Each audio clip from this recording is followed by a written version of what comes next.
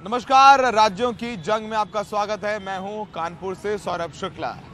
UP में उठापटक जारी है। आरोप प्रत्यारोप का दौर भी जबरदस्त तरीके से चालू है। क्या है आज यूपी के चुनाव से संबंधित खबरें, आपको दिखाते हैं यूपी के महाभारत में।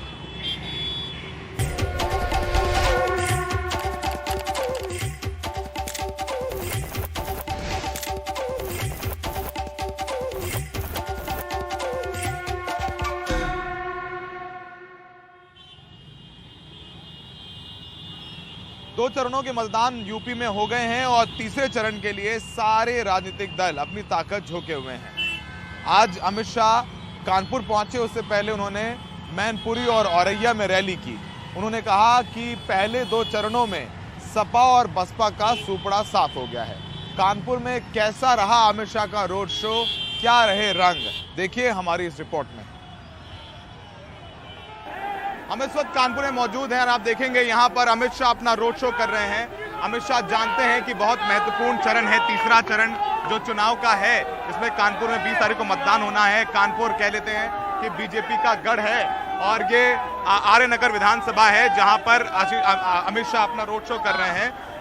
यहाँ पर बीजेपी ने 2017 में पूरी की पूरी सारी सीट 10 में से 7 सीटें जीती थी और बीजेपी को पता है कि पहले जो दो चरणों में नुकसान हुआ है उसका अगर उन्हें भरपाई करनी है तो इन दो चरणों में अच्छे से उन्हें उस पर परफॉर्म करना पड़ेगा। यही वजह है कि अमित शाह खुद यहाँ पर आकर के रोड शो कर रहे हैं और ये तस्वीरें हमारे सहयोगी आपको दिखा रहे हैं कि कानपुर की इन गलियों से अमित शाह अपना रोड शो निकाल रहे हैं। उनके साथ सुरेश अवस्थी जो आर्य नगर से प्रत्याशी हैं बीजेपी के, उनके साथ हैं हाथ दिलाते हुए। और आप देखेंगे तस्वीरें कानपुर की हैं, ये बिराना रोड है, ये व्यापारी एरिया है जहां से ये रोड शो जा रहा है और लोगों में भी उत्साह है।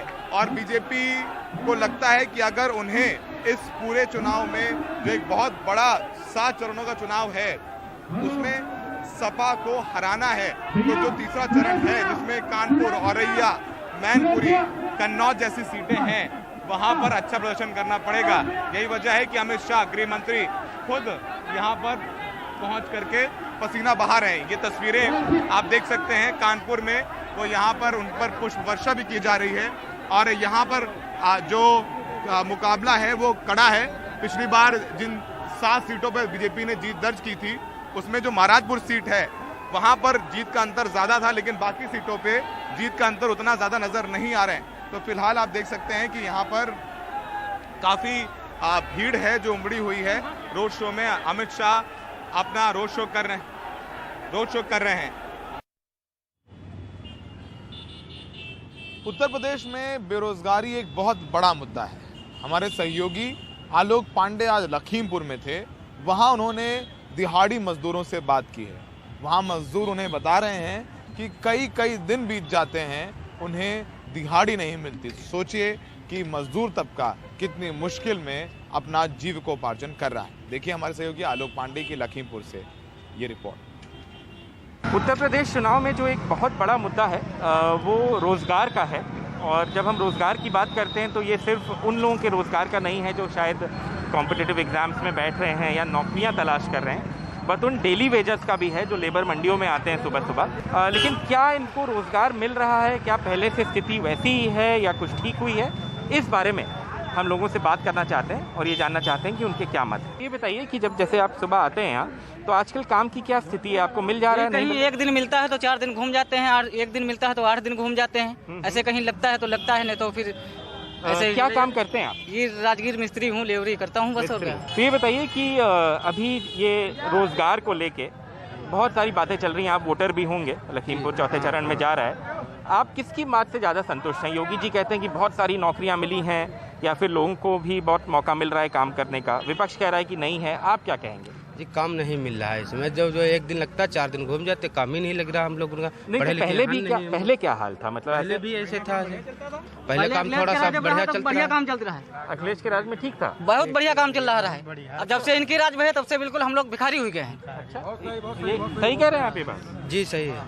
सही है। क्यों आप ऐसा कह रहे हैं भाई? ऐसा तो नहीं है कि कोई सरकार बहुत ज़्यादा नौकरी दे सकती है और कोई बहुत कम दे सकती है। एक बात बताएं सर जी, नौकरी जो है तो बड़े लोगों को ही मिलती है, गरीब को नहीं मिलती है सर। वो गरीब आदमी पैसा इतना कहाँ दे पाएगा? बहन जी की सरकार में, मायावती की सरकार में जितनी सख्ती शासन था अब तक किसी की सरकार में नहीं था। और मायावती की सरकार में बहुत लेवरी हो गई थी, और मायावती की जब से सरकार चली गई है तब से लेवरी कुछ नहीं रह गई है। हम लोग बेरोजगार हो गए हैं। लेकिन अभी तो ऐसा लोग कह रहे हैं कि मेन जो लड़ाई है वो योगी जी और अखिलेश जी में है। अरे वो कुछ नहीं, बहन जी की वोट कोई जानता नहीं है, ठोस वोट है। उसमें बहुत परेशान है सर। हमको 1.5 महीना हो गया, 1.5 महीने में 2 दिन ने काम किया है। 1.5 महीने में 2 दिन। सही बात कह रहे हैं आप। सही कह रहा हूँ मैं। यहाँ काम है ही नहीं। इतना परेशान है कि बीड़ी को सब्जी से, हर चीज से परेशानी है। जब क्या काम करते हैं मुन्ना लाल? राजमिस्त्री का काम करता हूँ। तो आप रोज यहाँ सुबह आते हैं? जी, सुबह मैं डेली यहाँ आता हूँ और डेली आकर के वापसी चला जाता हूँ। तो खेती वेती नहीं है आपके? नहीं, हमारे पास खेती नहीं, बस ये कदनी बसले मजदूरी का सहारा है, इसी से रोटी खाते हैं। पहले तो कुछ काम था, हम लोगों का काम चलता रहता था। अब यहाँ आओ, डेली हम लोग सुबह उठकर जो आते हैं और यहाँ से निराश होकर चले जाते हैं जब कोई मजदूरी नहीं मिलती है। और घर कैसे चल रहा है आपका? घर कैसे चल रहा है? हमारे पास 7 लड़कियां हैं, 1 लड़का है।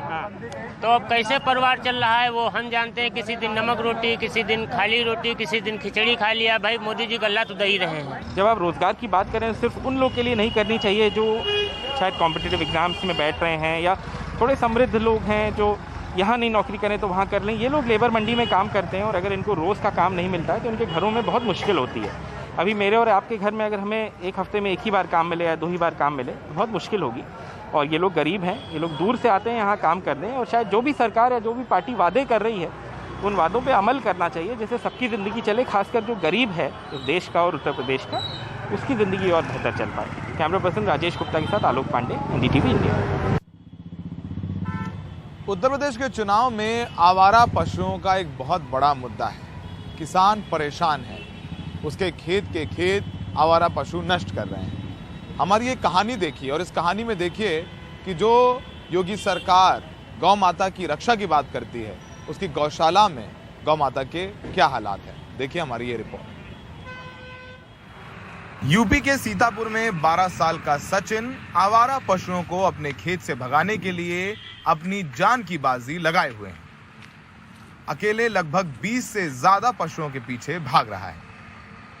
अगर चूक गया तो ये जानवर इसके पिता द्वारा खून पसीना बहाकर उगाई गई फसल को चर डालेंगे। स्कूल जाते हो? जाते हैं। अभी देख रहे थे कि आप इन पशुओं को हाँक रहे थे, कितनी बड़ी समस्या है? बहुत बड़ी। खेत उस दिन गए थे गेहूँ बताने, एक मरघा था, मुझे लगदा लिया मैंने, पेड़ पर चढ़ा तो फिर डंडे लेके भागा तब भाग गया। तो भागा? बहुत जगना पड़ता, बहुत मुश्किल से हम लोग बचा पा रहे हैं। क्या सब अपन फसल बचाई थे एक मार तो रात में आप वहाँ खेत में रुकते हैं और दिन में अपन रात में हम घर भर देखा करी देखा वाले। 2 दिन पहले रात में हरीश के खेत में आवारा पशुओं का झुंड घुस आया था। हरीश ने जो गन्ना ठंड में मेहनत से उगाया था उसे जानवरों ने या तो खा लिया है या फिर रौंद दिया। अब जो बचा कुचा गन्ना है उसे हरीश काट रहे हैं। भाई हर बार जो है नुकसान हो रहा है। पिछली बार हम लोग वो भी गेहूं जो है 10 कुंटल बीघे 5 कुंटल होता है, कुछ भी नहीं हुआ। अच्छा। होता ही नहीं है। तार लगाते हैं, सब कुछ लगाते हैं, जानवर से बचा ही नहीं पाते। तो रात में भी रखवाली करते हैं? रात में भी रुकते हैं। यहाँ ज्यादातर किसानों ने अपने खेतों में पशुओं को रोकने के लिए कटीले तार लगा रखे हैं और जो चूक गए हैं जरा उनके खेतों का हाल देखिए। आवारा पशु इस खेत में घुस आए हैं और यहाँ से वहाँ तक पूरा खेत लगभग जो है ये यहाँ पर चर चुके हैं। काफ़ी जो है खेत चर चुके हैं। यहाँ किसान रखवाली करने के लिए मौजूद नहीं है। ये सीतापुर की सरकारी गौशाला की तस्वीरें हैं। यहाँ कई गायें मर चुकी हैं और कुछ बीमार हैं। यहाँ ना इनके खाने के लिए पर्याप्त चारा है और ना देखभाल करने के लिए डॉक्टर। गौशाला का रखरखाव करने वाले रामस्वरूप का कहना है कि यहाँ हर दूसरे दिन गाय मरती है। प्रशासन से कोई झांकने नहीं आता। आज तक जो है वहाँ कोई छाया नहीं है, ना कोई छाया है ना कोई व्यवस्था है। प्रधान जब वेतन मांगते हैं पैसा नहीं है, 4 दिन में जो है 1 जानवर 2 मरते हैं जो वहीं। कोई छाया मतलब पहुँचता नहीं है बारात तक। कितने गाय मर जाती है? मरते एक मतलब 1-2 रोज मरते हैं। डॉक्टर आते हैं बराबर, दवाई पानी सब करते हैं, मतलब छाया के कारण जो है तकलीफ बहुत है यहाँ पर। बात तो गौ माता की रक्षा की थी, पर योगी सरकार में गौ माता की हालत आपके सामने है। यहाँ पर आवारा पशु घुसे हुए हैं, इनके देखिए, चाहे वो पैरों से हो चाहे वो चर के खेत खराब हो रहे हैं। तो फिलहाल अगर सरकार को वापस से सत्ता में आना है तो आवारा पशुओं को लेकर के बड़ी घोषणा करनी पड़ेगी, वरना इसका खामियाजा भुगतना पड़ सकता है। सहयोगी विनीत के साथ सीतापुर में सौरभ शुक्ला, एनडीटीवी इंडिया। राज्यों की जंग में वक्त है एक ब्रेक का। ब्रेक के बाद आपको दिखाएंगे पंजाब में अरविंद केजरीवाल और प्रियंका गांधी कैसे कर रहे हैं प्रचार। बने रहिए।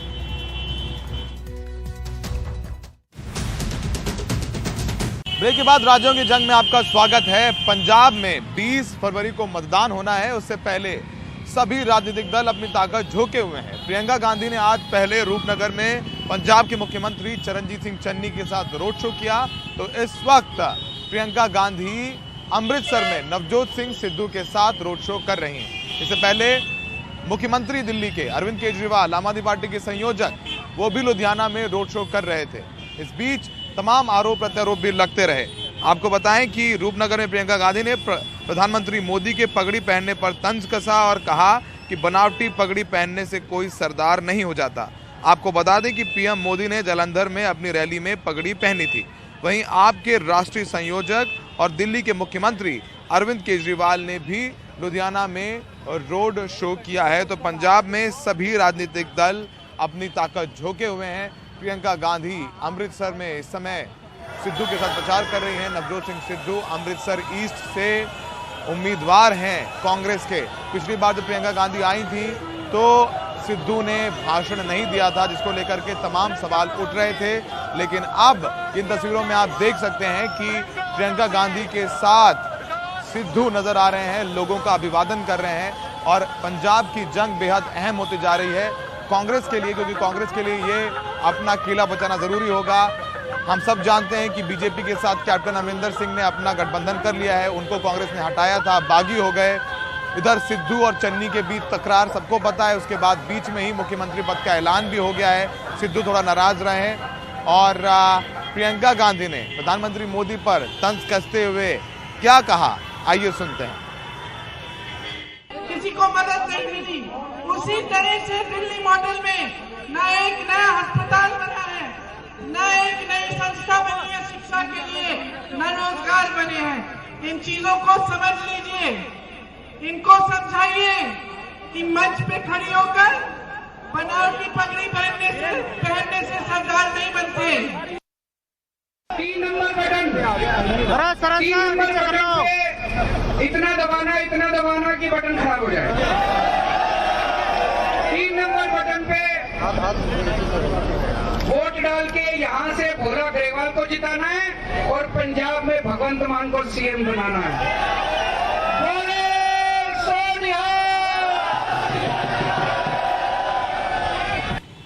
पंजाब विधानसभा चुनाव के लिए शिरोमणि अकाली दल और बहुजन समाज पार्टी ने, जिनका आपस में गठबंधन है, उन्होंने आज संयुक्त रूप से अपना घोषणा पत्र जारी किया। सुखबीर सिंह बादल, जो कि शिरोमणि अकाली दल के अध्यक्ष हैं, उन्होंने चंडीगढ़ में अपना घोषणा पत्र जारी किया है। उन्होंने कहा कि हमारी सरकार आने पर किसानों के हित में काम किए जाएंगे। उन्होंने बेअदबी करने वालों को लेकर कड़ी सजा दिलाने की भी बात कही। उन्होंने कहा कि हम पंजाब के किसानों की बिजली की दिक्कतें नहीं होने देंगे, कर्ज माफी का भी फैसला लिया जाएगा। अब राज्यों की जंग में आपके लिए आज के लिए इतना ही। देश दुनिया की तमाम खबरों के लिए बने रहिए एनडीटीवी इंडिया पर।